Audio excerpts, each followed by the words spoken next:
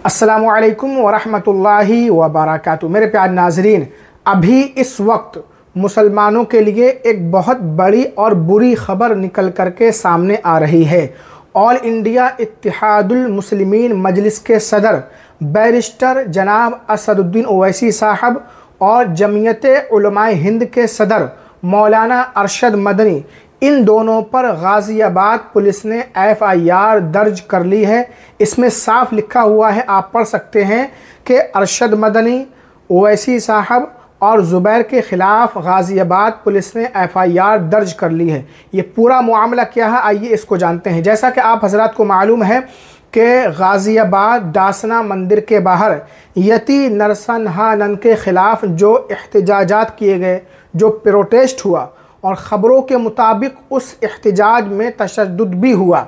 अब बताया ये जा रहा है कि इस तशद्दुद का ज़िम्मेदार ये जनाब ज़ुबैर साहब जो ऑल्ट न्यूज़ के फाउंडर हैं, यही हैं, और यही इल्ज़ाम मजलिस के सदर ओवैसी साहब और यही इल्ज़ाम जमीयत उलमाए हिंद के सदर मौलाना अरशद मदनी पर भी लगाया गया है।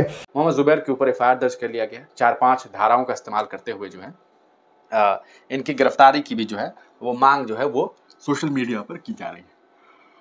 इस पूरे मामले में हम आपको एक जो महिला है उनका वीडियो आपको दिखाते हैं कि इन्होंने आखिरकार क्या कुछ बातें की। क्या जवाब दिया गया है महाराज जी?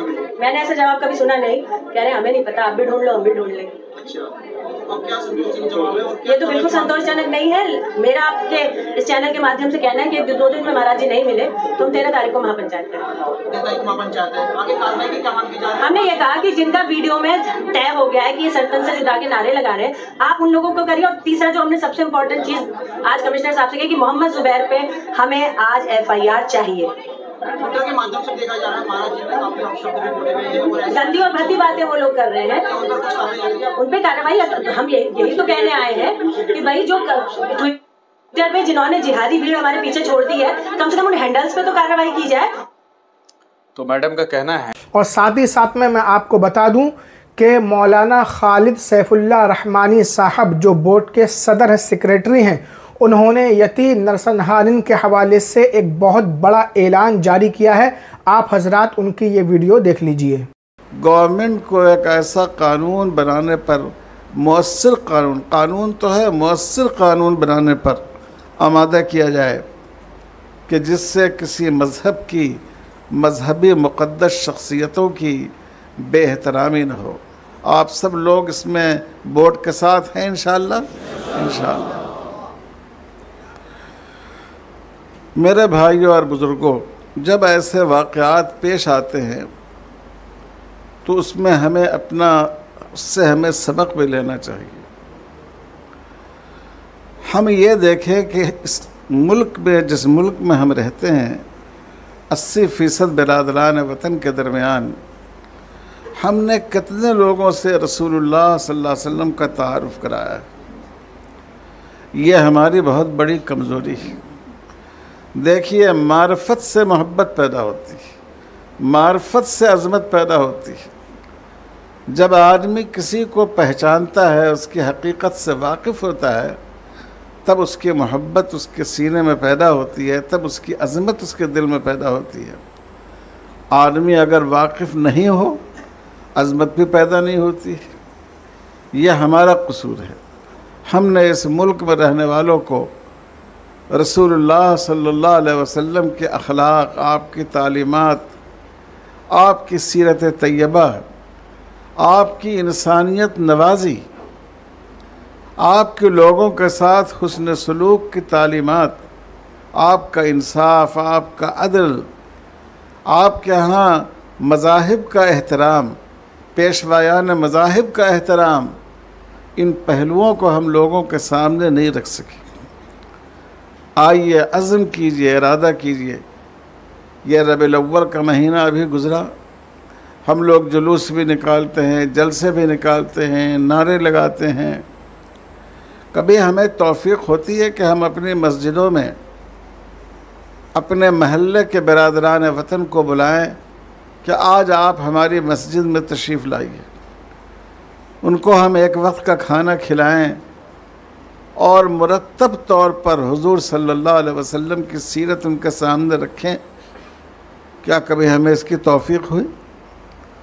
हमने लोगों को हुजूर से आशना करने की, हुजूर का तारुफ उनमें कराने की कोशिश नहीं की। मेरे भाइयों, हुकूमत से तो लड़ना अपनी जगह है, लेकिन हमें अपनी गलती को महसूस करना चाहिए।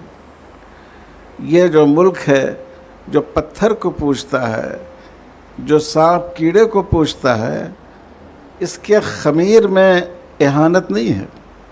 नफ़रत तो बाज़ दफ़ा पैदा हो जाती है, लेकिन सोचिए कि जो दुनिया की मामूली चीज़ों के सामने अपनी पेशानी जो कौम झुकाती है, अगर हम अंबिया की और हुजूर सल्लल्लाहु अलैहि वसल्लम की अज़मत उनको बताएं, क्या उनकी पेशानी हुजूर के सामने जबीन मोहब्बत झुकने को तैयार नहीं होती? ज़रूर होती। हमने कभी इसकी कोशिश नहीं की। हमको तो अंदेशा है कि हम हुजूर से मोहब्बत का इजहार कर रहे हैं, लेकिन कहीं क़यामत के दिन हमारा हुजूर सल्लल्लाहु अलैहि वसल्लम हमारा और आपका दामन न थाम ले कि मेरे बारे में जो ये बातें कही गई, इसमें तुम्हारा भी कसूर था। तुम्हारी गफलत की वजह से तुमने हमारा तारुफ नहीं कराया, तुमने दीन हक़ लोगों तक नहीं पहुँचाया। उसके नतीजे में लोगों ने ऐसी ज़बान इस्तेमाल की और दिल आज़ारी की बातें की। तो मेरे भाई और बुज़ुर्गों, ये भी एक अहम पैगाम है। आइए आज ही से इरादा कीजिए, हुजूर सल्लल्लाहु अलैहि वसल्लम की सीरत मुक़द्दसा पर छोटी बड़ी और मुख्तलिफ़ ज़बानों में ढेर सारी किताबें मौजूद हैं।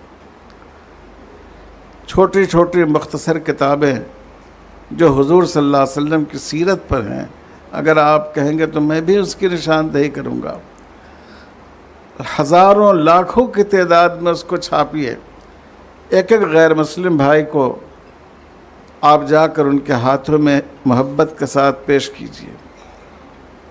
अगर आपने 1000 आदमी को दिए और उसमें से 200 आदमी ने भी पढ़ लिया, तो इंशाअल्लाह उससे बड़ी तब्दीली आएगी।